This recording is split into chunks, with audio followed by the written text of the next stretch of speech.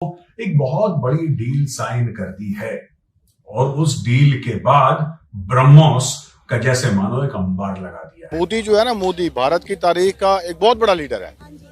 उसने जो है ना हिंदू जो अपना सोसाइटी है उसको प्रमोट करके वहां पहुंचा दिया, जिसके लिए हमारे जो बंदों ने तो कुछ सोचा भी नहीं होगा ना। मतलब उनके लिए पॉपुलेशन एक बहुत बड़ा प्रॉब्लम था। उसने पॉपुलेशन को हथियार बनाया है। दुनिया को किसी भी किस्म का स्किल्ड बंदा चाहिए, वो भारत देता है। डील के जो स्पेसिफिक्स हैं वो मैं आपको बताता हूं। 19,000 करोड़ की डील है दोस्तों। ये साइन करी है इंडियन नेवी ने ब्रह्मोस एरोस्पेस के साथ, और इस डील के तहत तकरीबन 200 और ब्रह्मोस। पहले मोदी ने अपना कैरेक्टर सेट किया, उसके बाद उसने इंडिया की एक रेपुटेशन बना दी है। अब जितने भी मुस्लिम कंट्रीज है, मैं देख रहा था कतर है, यूएई है, जैसे आपने बताया सऊदी है, वो सारे उसके साथ मिलना चाहते हैं। चीजें ये ना कि इंडिया किसी पर डिपेंड नहीं कर रहा, इंडिया अपनी चीजें प्रोवाइड कर रहा है। वो जितनी इंडस्ट्री है, जितनी चीजें हैं, वो अपने घर में बना। ब्रह्मोस, इसके बारे में मैं पहले आपको बता चुका हूं, लेकिन फिर से थोड़ा सा बैकग्राउंड आपको बताता हूं। लेकिन अब सऊदी अरेबिया इंडिया से ब्राह्मोस मिसाइल की डिमांड कर रहा है। सऊदी अरेबिया चाहता है कि इंडिया सऊदी अरेबिया को ब्राह्मोस मिसाइल एक्सपोर्ट करे। ब्रह्मपुत्र और मॉस्कोवा, दो नदियों का मिलन, यानी कि दो कल्चर्स का मिलन और दो टेक्नोलॉजीज का मिलन। इसमें कुछ टेक्नोलॉजी इंडियन है, कुछ टेक्नोलॉजी रशियन है, और अपने क्लास की दुनिया में सबसे बेहतरीन मिसाइल मानी जाती है। ब्रह्मोस एरोस्पेस के बारे में एक और मैं बात बता दूं।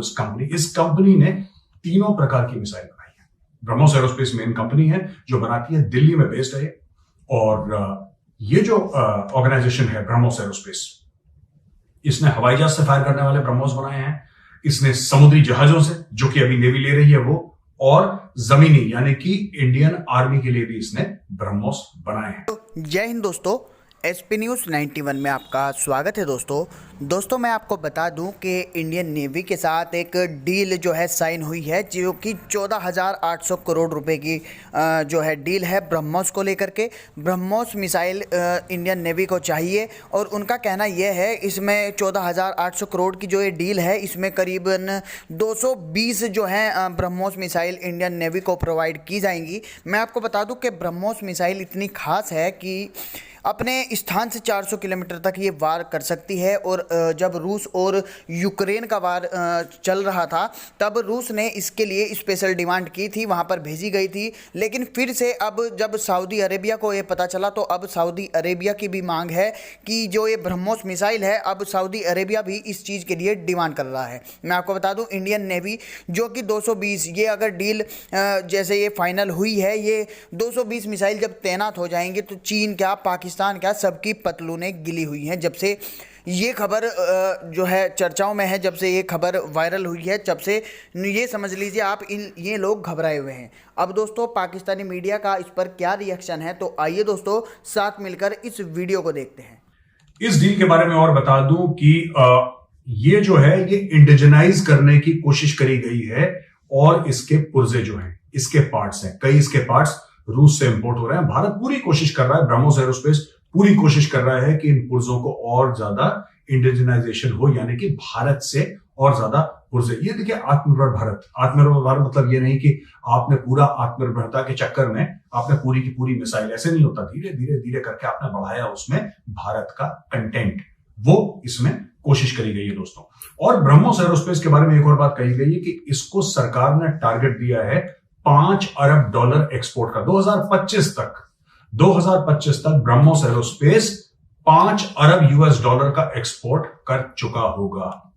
यानी कि every year they will export $5 billion worth. सिर्फ एक सिंगल प्लेटफॉर्म $5 अरब का एक्सपोर्ट करेगा दोस्तों। इसके बाद ये कह रहे हैं लोग कि ब्रह्मोस मिसाइल सिस्टम जो है ये पेव वे करेगा, यानी कि उसकी वजह से रास्ता बनेगा आकाश मिसाइल जो है हमारी, सरफेस टू एयर मिसाइल आपने सुना होगा, आकाश मिसाइल, राइट। यानी कि जब भी कोई दुश्मन की मिसाइल आए, या फिर दुश्मन का कोई हवाई जहाज हो, हेलीकॉप्टर हो, अगर उसको गिराना है तो आकाश सिस्टम्स हैं, दे विल टेक ऑफ। इसके बारे में बात करी जा रही है कि हम लोग आकाश को भी बाहर बेचें और देशों को जिनको इसकी जरूरत है।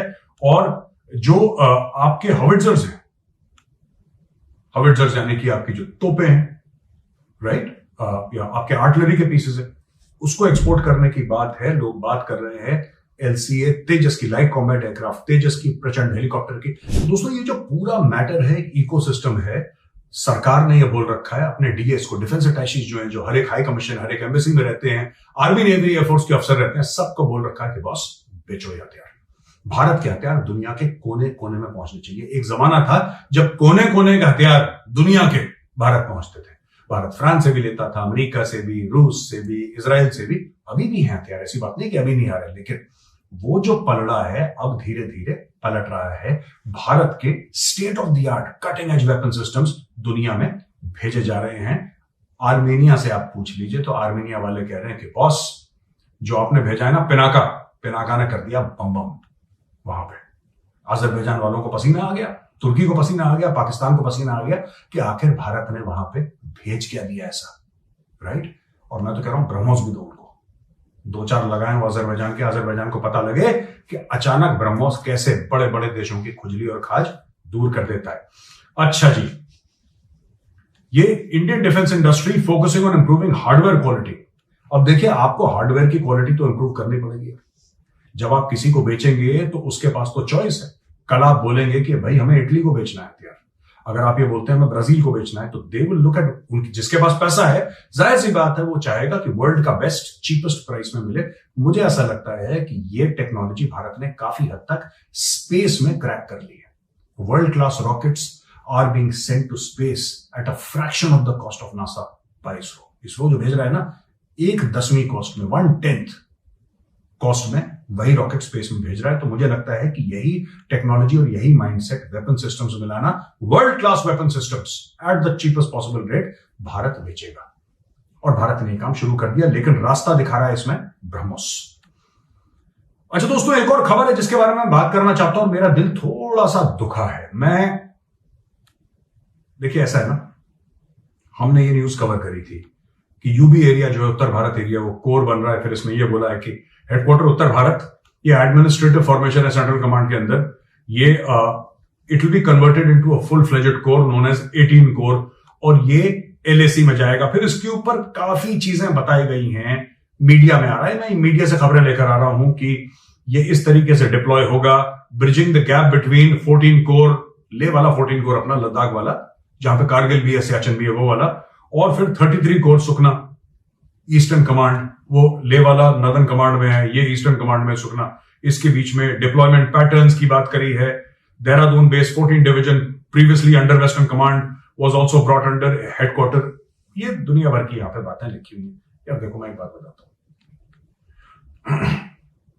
ये जो आर्टिकल्स जा रहे हैं ना पूरे मीडिया में, ये आर्टिकल्स क्यों जा रहे हैं और इनकी क्या जरूरत है? मेरा ऐसा मानना है पर्सनली कि इनकी कोई भी जरूरत नहीं है इन आर्टिकल्स की।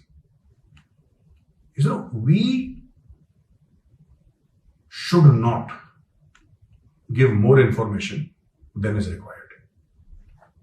और ये इंफॉर्मेशन, मैं जिस जर्नलिस्ट ने आर्टिकल लिखा है, ठीक है ना, और ऐसे कई सारे आर्टिकल्स हैं, मैं ये कहना चाहता हूं कि ये जर्नलिस्ट लिख ही नहीं सकता आर्टिकल। मैं सॉरी, बड़ी बात कर रहा हूं और मैं क्षमा चाहता हूं, बोलने से पहले मैं माफी मांग रहा हूं। इतना डिटेल में जो आर्टिकल्स निकल रहे हैं, ये किसी जर्नलिस्ट के बस का है ही नहीं। उसको अकल ही नहीं है इतनी, उसको नॉलेज ही नहीं है इतनी। तो मैं सिर्फ ये रिक्वेस्ट करूंगा कि देखिए, बात ये है ना कि कई लोग कहते हैं कि साहब ये तो चाइना को पता ही होगा, तो आप ऐसी कौन सी सीक्रेट छुपा रहे हैं। बात चाइना को पता होने ना होने की नहीं है, बात यह है कि आप कंफर्म क्यों कर रहे हैं।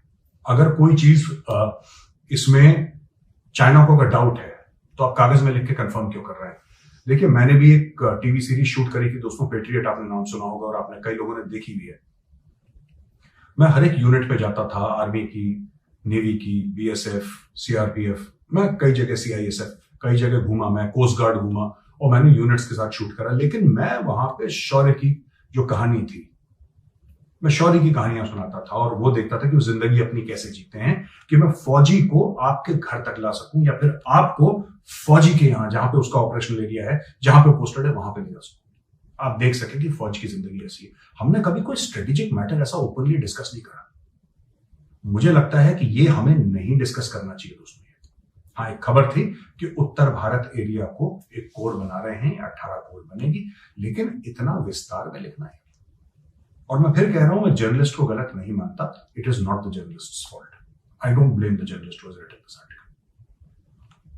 किसी ने बुद्धि दी है उसको, ये लिखने के लिए. Somebody has given him the brains, somebody has given him the information, and somebody has said, okay, son, I will tell you what to do. अगर ये कोई सीनियर वेटरन्स हैं जो बात कर रहे हैं इसके बारे में, तो मेरी आपसे रिक्वेस्ट है कि इतना डिटेल में आप ना जाएं. देखिए सर, मैं आपसे बहुत जूनियर हूं, मैं बहुत छोटा हूं, ना मेरी इतनी अकल, ना मेरा इतना एक्सपीरियंस, ना मेरी इतनी समझ है, पर इतनी मेरी समझ जरूर है कि हाँ ठीक है, फौज के बारे में बताएं, फौज के शौर्य के बारे में बताएं, फौज के मोराल के बारे में बताएं, हमारी फौज कितनी तगड़ी है उसके बारे में